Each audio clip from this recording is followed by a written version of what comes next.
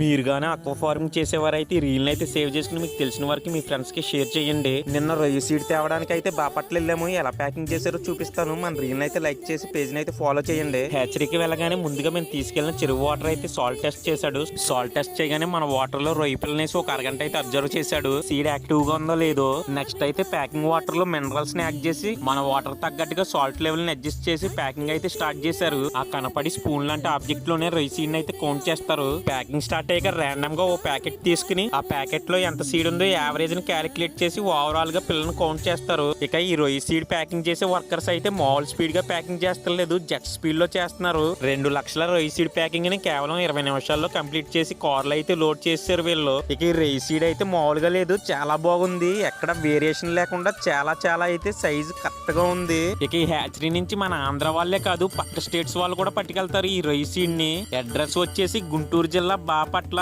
Gayatri hatchery. ఇక return night 8కి reach అయ్యాము. Reach అవ్వగానే చెరువులో అయితే రొయ్య సీడ్ ని వదిలేసి ఒక ప్యాకెట్ ని అయితే మార్నింగ్ వరకు ఉంచాము. ఎలాగుందో చెక్ చేద్దామని. సీడ్ అయితే ఆ ప్యాకెట్ లో చాలా చాలా యాక్టివ్ గా ఉంది.